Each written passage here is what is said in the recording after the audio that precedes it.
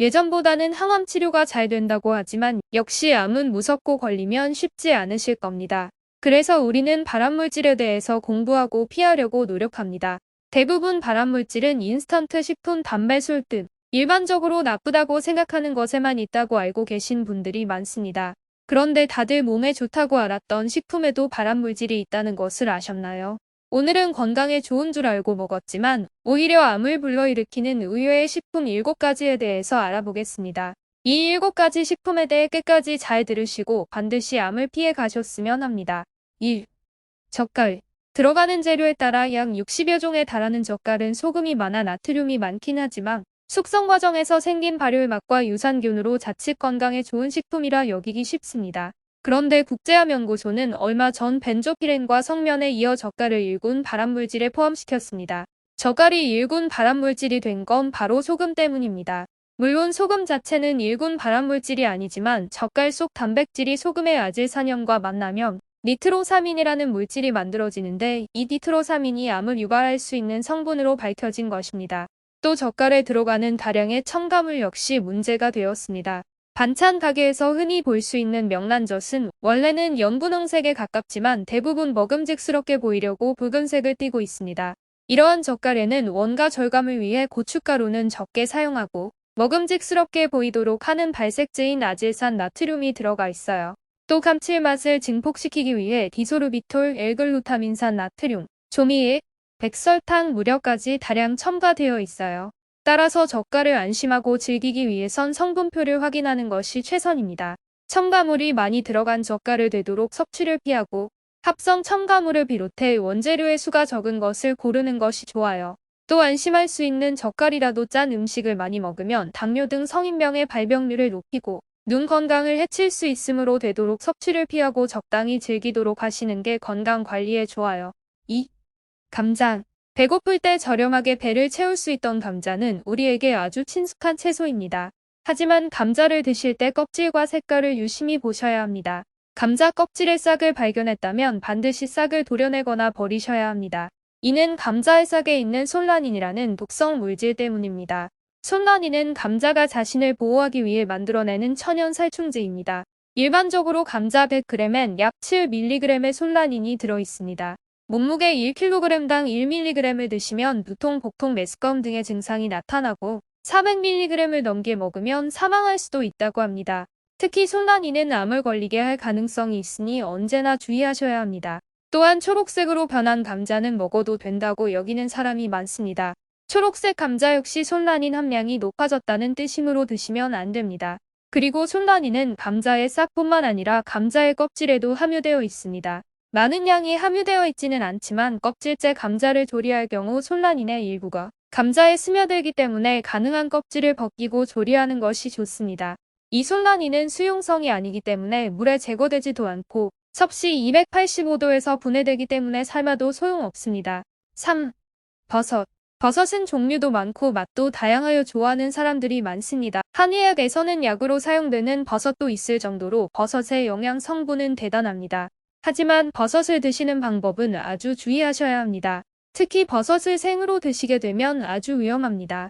양송이 버섯류를 포함하는 아가리쿠스 속 버섯에는 공통적으로 아가리틴이라는 성분이 포함되어 있습니다. 아가리틴의 대사작용 중 히드라진이라는 것이 분해 산물로 나오는데 여기서 히드라진이 암을 일으키는 물질입니다. 하지만 버섯을 가열해서 요리하면 발암 가능성을 아주 낮출 수 있습니다. 버섯에는 베타글루칸이라는 항암 물질이 있는데 고온으로 요리해서 먹을 경우 베타글루칸의 소화와 흡수를 조금이라도 높일 수 있습니다. 동시에 아가리틴은 열에 약해 발암 위험성이 현저하게 줄어들게 됩니다. 따라서 버섯은 반드시 고온으로 익혀서 드시는 것이 좋습니다. 그렇게 되면 발암 가능성은 낮추고 버섯의 영양분은 해치지 않고 쉽게 드실 수 있습니다. 4. 고사리. 돈고사리 좋아하시는 분들 많으시죠. 산에서 나는 소고기라고 불리며 고기 같은 식감과 많은 영양분으로 남녀노소 인기가 많은 나물입니다. 하지만 고사리에는 부타크실로시드라는 발암물질이 들어있습니다. 다행인 것은 이 발암물질은 생고사리에만 들어있는 것입니다. 부타크실로시드라는 발암물질은 가열하면 파괴되기 때문에 대부분 제거되어 인체에 유해하지 않습니다. 일반적으로 끓는 물에 고사리를 한번 데치신 다음 물에 오랜 시간 담가 충분히 불린 후 조리하시면 됩니다. 이렇게 하면 고사리의 쓴맛도 약해져 맛있고 안전하게 드실 수 있습니다. 이 식품들도 조리법만 약간 주의하시면 영양소도 얻고 발암물질도 피하는 건강한 식생활을 하실 수 있습니다. 5. 샐러리. 파릇파릇한 초록색으로 신선하고 보기만 해도 건강해지는 느낌이 드는 샐러리 알고 계시죠? 마요네즈를 살짝 올려 먹으면 풍미를 더해서 좋아하시는 분들이 많습니다. 하지만 이 건강한 초록풀에도 발암물질이 있다는 것은 대부분 모르셨을 겁니다. 조금 전에 감자에서 나왔던 발암물질 바로 솔라닌입니다.